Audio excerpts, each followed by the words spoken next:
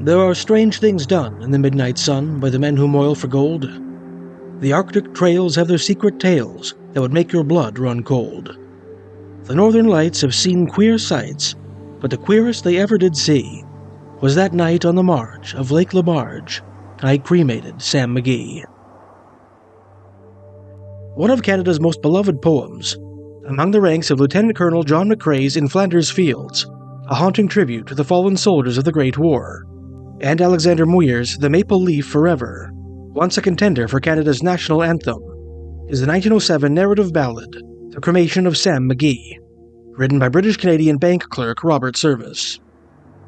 The poem is written from the perspective of a northern sourdough prospecting for gold in Canada's Yukon Territory in the wake of the Klondike Stampede of 1897. His partner, Sam McGee, is a Tennessean who despises the bitter cold of the subarctic winter.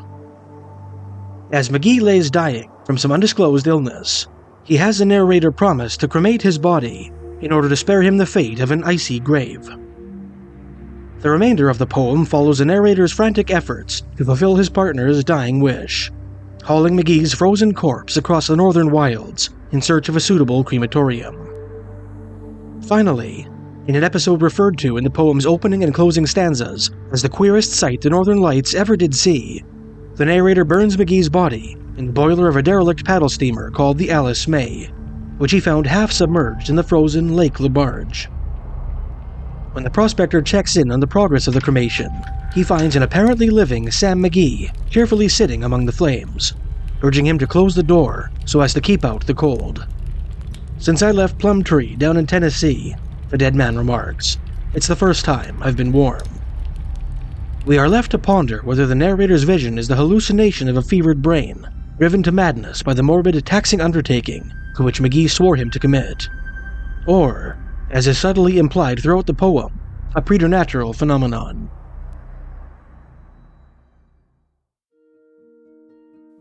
Although Service's poem is fictional, many elements of the story are founded on reality.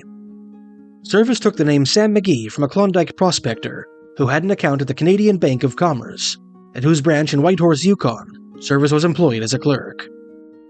Although this William Samuel McGee, on whom Service's character was loosely based, was not cremated, being buried near the village of Bicycle, Alberta in 1940, more than 3 decades after the publication of Service's poem, there was a prospector whose last remains are said to have been incinerated in the boiler furnace of an abandoned steamboat on some Yukon lake. Many have speculated that Service conceived the idea for his poem from what appears to be a northern legend regarding Dr. Leonard Sugden, a well-known Scots-Canadian physician who practiced in the town of Whitehorse, Yukon, known at the time as Whitehorse Rapids, in the aftermath of the Klondike Gold Rush. According to this legend, which has several different versions, sometime in 1899 or 1900, Sugden was called out to either Lake Lebarge, a widening of the Yukon River north of Whitehorse, on which Service's Lake Lebarge is undoubtedly based, or Tagish Lake, located about 40 minutes southeast of town, to treat a prospector who had fallen ill with scurvy. Another unlikely version of the legend, based on the 1900 report of the Northwest Mounted Police, identifies the patient as a Whitehorse-based prospector named Cornelius Curtin, who suffered from pneumonia. When he reached the unfortunate man, Dr. Sugden found that his would-be patient had already succumbed to his illness. Unable to bury the body in that remote country on account of the permafrost, the physician opted to cremate the corpse in the firebox of a particularly homely paddle-wheeler called the Olive May, apparently the inspiration for Service's Alice May, which lay half-sunk at either the northerly lower end of Lake Lebarge, near the 30-mile section of the Yukon River, or in Tagish Lake, not far from the village of Tagish, Yukon. Although some writers, without citing any sources, claimed that Service learned of this macabre operation from Dr. Sugden himself, with whom he is alleged to have once shared lodging, the so-called Bard of the Yukon stated in his 1946 autobiography, Plowman of the Moon, that he was made aware of the tale by a wealthy miner whom he met at a house party in Whitehorse. He was a big mining man from Dawson, Service wrote, referring to Dawson City, the epicenter of the Klondike Gold Rush, and he scarcely acknowledged his introduction to a little bank clerk. Portly and important, he was smoking a big cigar with a gilt band. Suddenly, he said, "I'll tell you a story Jack London never got." Then he spun a yarn, of a man who cremated his pal. It had a surprise climax, which occasioned much laughter. I did not join in, for I had a feeling here was a decisive moment of destiny. I still remember how a great excitement usurped me. Here was a perfect ballad subject.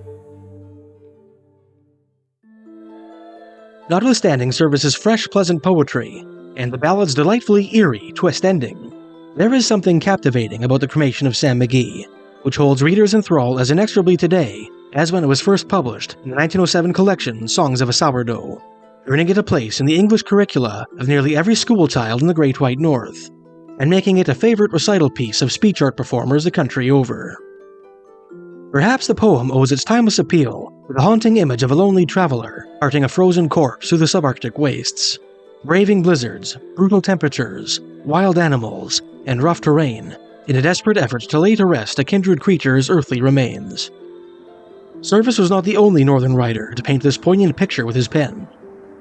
The opening chapter of American novelist Jack London's book White Fang, published 1 year before Songs of a Sourdough, follows the plight of 2 men tasked with transporting the corpse of a gentleman adventurer through the Yukon forest by dog sled, stalked all the while by a pack of hungry wolves. Unsurprisingly, this chilling visual has manifested many times throughout Canadian history, when unexpected deaths in the boreal wilderness necessitated grueling funerary processions across the land of the midnight sun. Some of these enterprises required a good deal of old-fashioned Canadian ingenuity, owing to the unique obstacles inherent to northern life, and many of them make for colorful tales. For example, an article in the April 1st, 1953 issue of Maclean's magazine on the life of Kelly Shamandi, a Syrian-Canadian entrepreneur who earned minor celebrity for his sale of bear grease pomade, describes the subject's impromptu assumption of the role of undertaker upon his relocation to the remote northern settlement of Gold Pines, now Ear Falls, Ontario, where he would build a trading post. When he went to Gold Pines to start his store there, wrote journalist Don de la Plante, he slept the first night with a corpse. He had reached the small camp about midnight, in 30 below zero weather. The place was in darkness, and as is the custom in the bush, he went from tent to tent, till he found a vacancy beside a heavy sleeper in a 2-man tent. Kelly threw down his sleeping bag and climbed in. His tent partner didn't budge in the morning, and the trader went for breakfast without disturbing him. Kelly discovered at the cook tent that the man had been killed the day before by a bulldozer. Transporting the victim's body back to civilization the next day in an old Jenny plane posed an engineering problem. The corpse was frozen stiff in a full-length posture and wouldn't fit into the open cockpit in the customary sitting position. There was one suggestion that it be lashed outside on the skis, Kelly remembers. But finally, it was wedged into the cockpit in a semi-erect position.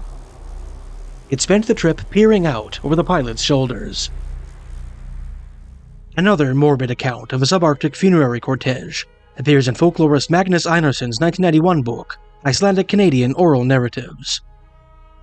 Einarsson learned this tale from one Mr. Gudlarger Jakobsen, a retired fisherman from Arberg, Manitoba, whose account he recorded in 1969. Jakobsen described how, in 1905, when he was 8 years old, his older brother and a crew of local men went on a commercial fishing trip to the northern end of Lake Winnipeg. One of the crew members, a man of 18 years, who lived next door to the Jakobsen family, went to work improperly dressed for the weather. One day, while they were working out on the lake, the fishermen were beset by a winter storm. Many of the young men were severely frostbitten, and the 18-year-old froze to death. The hapless crew returned to their work camp the following day, and after sufficiently recovering, decided to head back to Arberg with the body of their unfortunate companion, which they lashed to a sled. He was brought in with dogs, see, a sled dog, said Jakobsen, and it took, I think, a whole week, because this was at the north end of Lake Winnipeg. And the one who brought him in, he just carried him in his arms, and then so much time had passed that his face became frostbitten. You have perhaps never seen a man with a frostbitten face. After so many days, there are blisters, and he was completely black with dead skin on his whole face. The fisherman went on to describe how the amateur undertaker eventually had to have both of his feet amputated when gangrene set into his dead flesh. But after it healed, Jakobsen said, He walked like everybody else, worked on the lake the whole day, and went on moose hunts for days at a time. There are at least 2 more real-life cases of subarctic pallbearers, which, as in the Cremation of Sam McGee, seem to involve preternatural phenomena. One of them is an anecdote illustrating the uncanny powers of clairvoyance which seem to be prevalent among the Dene peoples of northern Canada, a story which appears in the first chapter of this author's 2019 book, Mysteries of Canada Volume 1. We owe our knowledge of this strange northern yarn to the writings of Jean W. Godsell, the wife of Hudson's Bay Company inspector and historian Philip H. Godsell, whose article on the tale was published in the September 1954 issue of the magazine Fate. The story is set in the winter of 1922, when Jean and her husband were living at Fort Fitzgerald in northeastern Alberta. Earlier that year, in the fall of 1921, the Godsells watched the Chippewayan Dene Band disappear into the wilderness for another season of trapping. Jean wrote, "I felt a deep compassion for the daughters of the chief, Marie and Therese Cheesy, as they staggered and slipped down the muddy bank to their canoe. They were toting bundles and bales heavier than their own slim bodies. Motherless tots, of 6 and 7 years respectively, they were being taken into the wilderness to help their father with the daily chores of his life as a hunter and trapper." One morning that winter, while she was thawing a frozen loaf of bread over her cast-iron stove, Jean was approached by the fort's interpreter, a Chippewayan Dene man named John James Daniels. The native cryptically informed the woman that, before noon that day, they would be visited by 2 unfortunate Indians who had run into bad luck in the subarctic wilderness. He neglected to offer any explanation as to how he came by the troubling news. Sure enough, shortly before the sun reached its zenith, Mrs. Godsell was approached by an RCMP constable who asked if she would like to accompany him on a hike to the shores of nearby Slave River to greet some approaching Indians he had spotted. Mystified, the woman slipped on her parka and snowshoes and accompanied the Mountie to the riverbank. There, in the distance, she saw the serpentine figure of a dog team heading towards them, mushing over the frozen river ice. As the natives neared the fort, it became clear that something was terribly amiss. The dog team had no driver. Suddenly, to her horror, Mrs. Godsell made out 2 tiny, fur-clad figures struggling through the snow at opposite ends of the train. One of them stumbled along behind the sled, while the other trudged ahead on snowshoes, breaking a trail for the dogs. They were Marie and Therese Cheesy, the little daughters of the Chippewayan chief, and the load strapped to the sled was their father's frozen corpse. Howling with grief, the local native women helped the little girls to their teepees and ministered to their blackened, frostbitten faces. Astounded, Jean looked over at John James Daniels, who shrugged his shoulders and mumbled that he had seen this exact scene in a dream the previous night.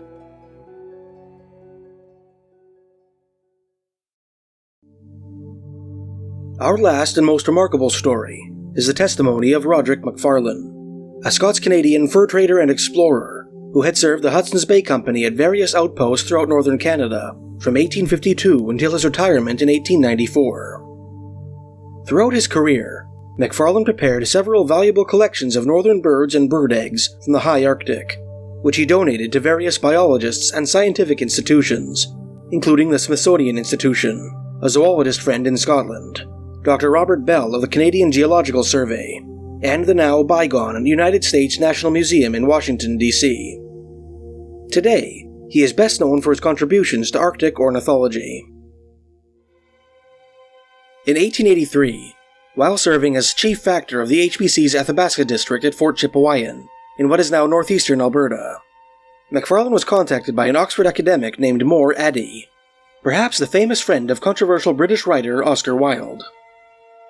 Addy wanted to learn more about the strange event he had read about in the article A Dog and His Doings, written by British Army officer Sir William Francis Butler, and published in the 1877 issue of the magazine Good Words.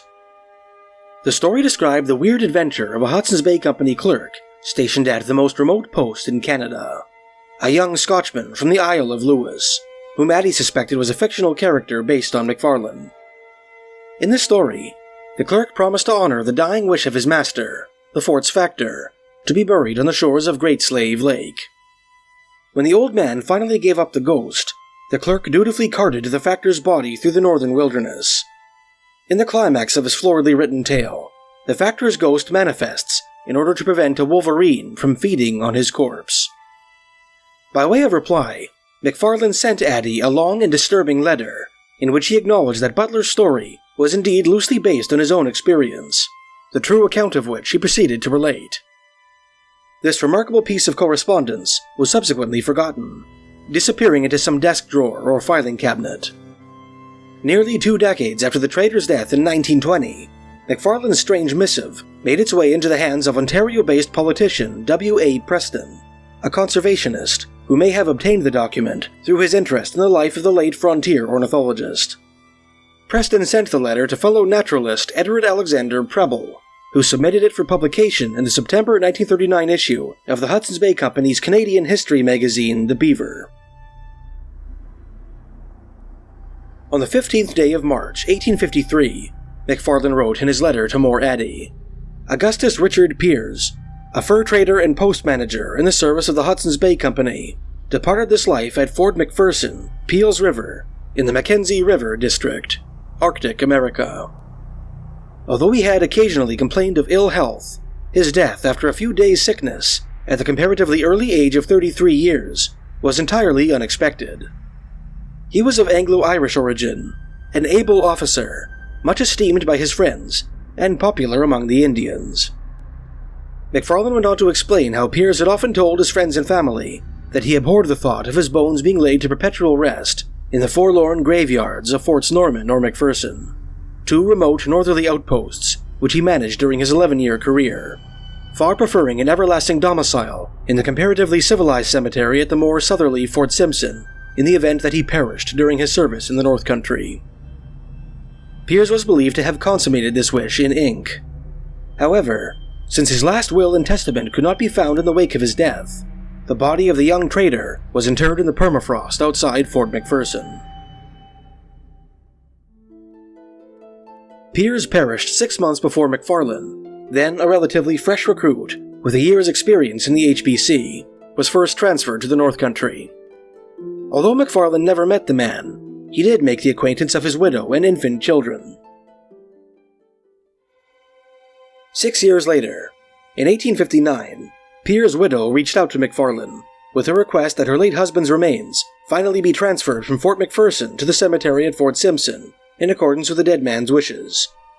MacFarlane, who managed the trading post at Fort Good Hope at the time, agreed to personally make the grueling 500-mile journey up the frozen Mackenzie River to Fort Simpson with Piers' body, provided that Charles Godet, the factor of the more northerly Fort McPherson, transport the corpse to his own post. Fort McPherson is situated about 1 degree north of the Arctic Circle, MacFarlane wrote. The soil in its neighborhood is marshy, and frost is ever present at a shallow depth beneath the surface.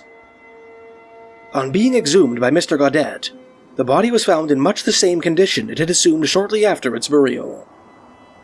It was then removed from its original coffin, and placed in a new and unnecessarily large coffin, which, secured by a moose skin wrapper, and lines on a Hudson's Bay Company sled or train, made it an extremely awkward and difficult load for men and dogs to haul and conduct over the rugged masses of tossed-up ice which occasionally occur at intervals along the mighty Mackenzie River, especially in the higher and more rapid portion of its course towards the Northern Ocean.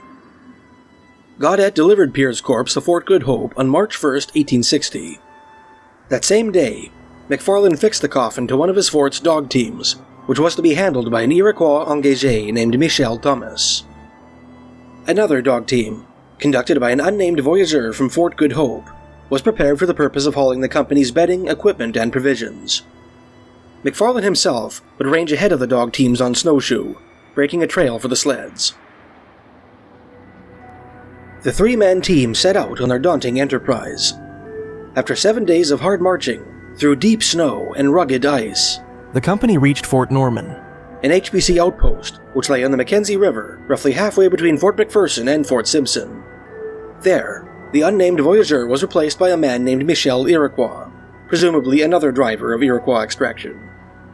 The team also welcomed a 4th member, a seasoned French-Canadian voyageur named Nicole Taylor.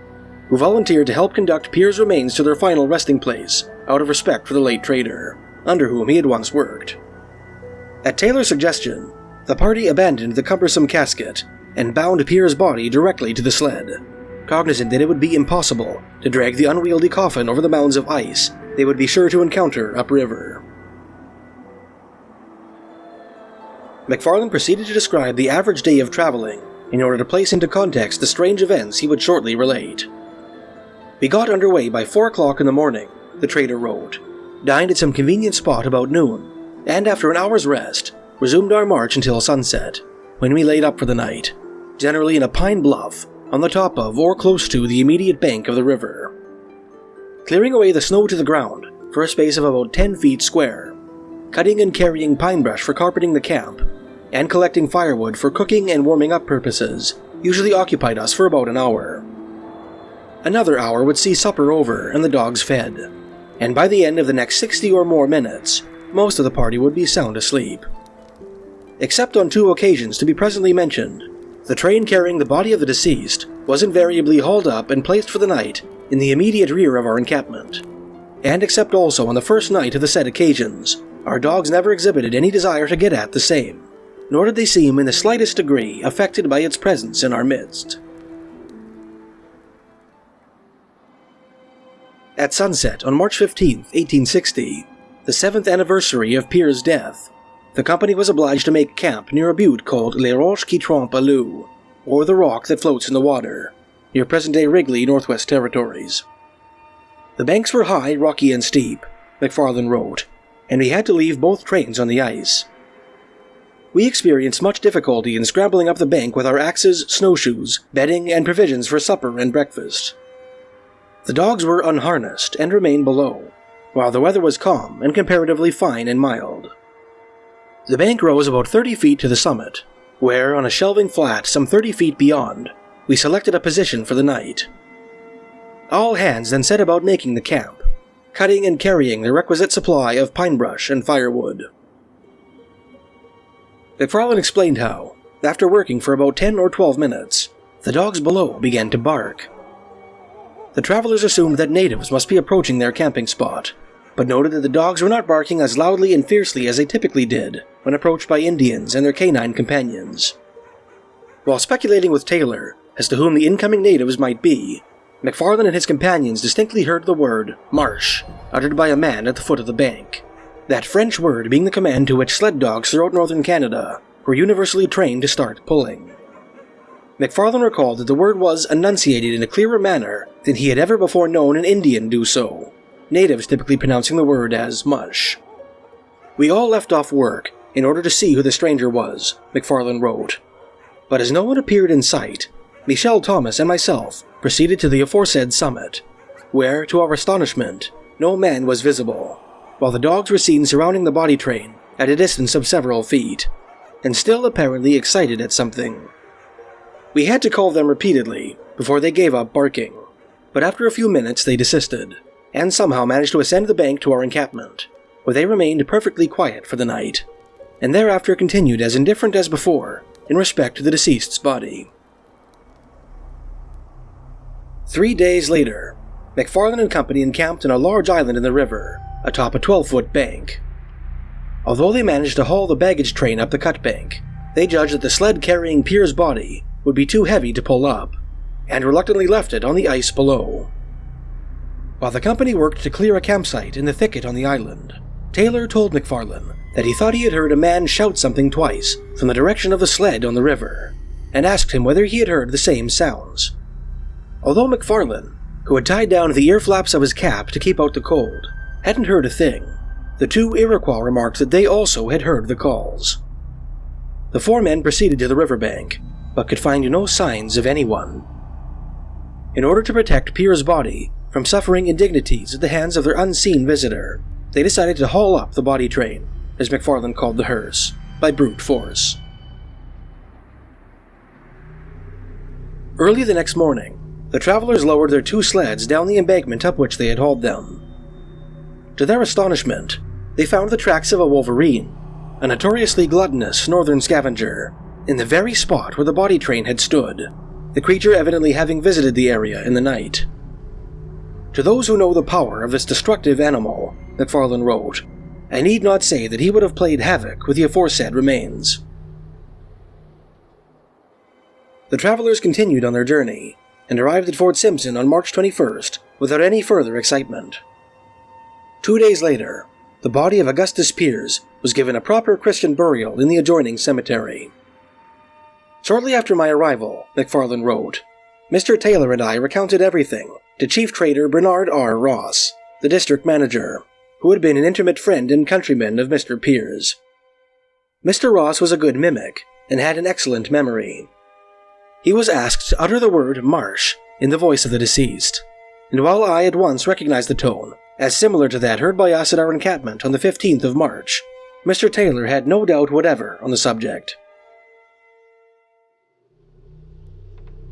That very night, MacFarlane was put up in Ross's bedroom and settled into a makeshift bed, separated from that of the chief traders by a distance of about 9 feet. After extinguishing the candles, the two factors began to discuss the strange events of the journey. As their conversation drifted to the subject of Piers' missing will, both men were simultaneously overcome by the eerie impression that someone else had joined them in the room, a sensation so powerful and frightening that it compelled MacFarlane to hide his face in the rough weave of his woolen HVC point blanket. I leave it to others, if they can, MacFarlane concluded, to give a reasonable account or explanation of the facts I have here stated. But if it be assumed as an axiom that the spirits of some of the dead are occasionally permitted to revisit former scenes and to take more or less an interest in their discarded bodies, then from what we have incidentally learned of the late Mr. Piers' sentiments in respect to the final disposition of his remains, what other or more natural course would the spirit of such a man be expected to take with the view of preventing any unnecessary desecration of them than that apparently adopted on the nights of the 15th and 18th of March, 1860. The trader went on to speculate that the spirit of Augustus Piers had visited his corpse on March 15th in order to prevent the hungry sled dogs from gnawing at his remains, which he accomplished by vociferating a command which all northern canines of the domestic variety are trained to obey. He believed that the dogs, being members of a species which is supposed to be sensitive to preternatural phenomena, had been barking at Piers' ghost. He then proposed that Piers' spirit had returned on March 18th to coerce MacFarlane and company into hauling his sled up onto the river island, thus saving it from the predations of a marauding wolverine.